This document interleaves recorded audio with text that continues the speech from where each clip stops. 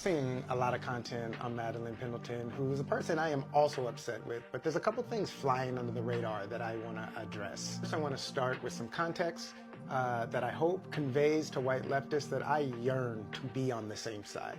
Okay, here's the context. Once upon a time, there was a small group of people who had everything, and they had to think through building a system that allows them to keep everything. They had to think, most people have nothing or little to nothing, and they would feel resentful that what we have comes at their expense. We can't get rid of them because we need their labor, we need it for factories, we need it for wars, we need it for many things. So we need a system that confuses and indoctrinates and turns them against each other.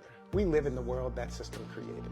Capitalism is what we know and hate, but those dynamics emerged in communism and they emerged in socialism. With that context in mind, let's talk about Madeline Pendleton, with the understanding that she is an example of this fuck shit and is not the architect. People have already talked about how irresponsible and anti-black her videos and her conversations around democratic shills was and is and became all of the above. But what seems to have flown under the radar is Madeline's characterizations of Project 2025. Madeline said the Democratic Party pitched her to fearmonger about Project 2025 in order to trick people into voting, scare people into voting for the Democrats.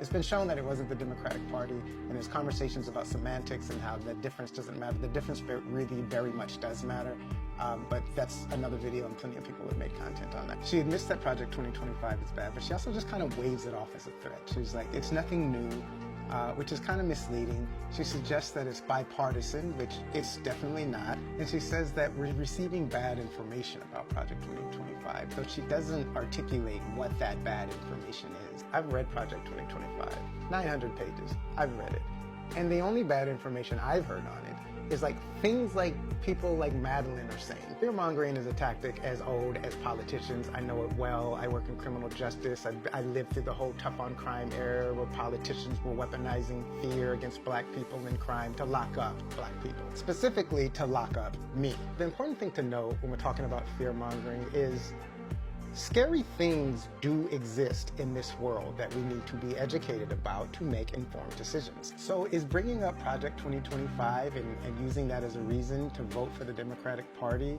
as the viable strategy to stop 2025 fear-mongering? Or is it public education about a clear and present danger?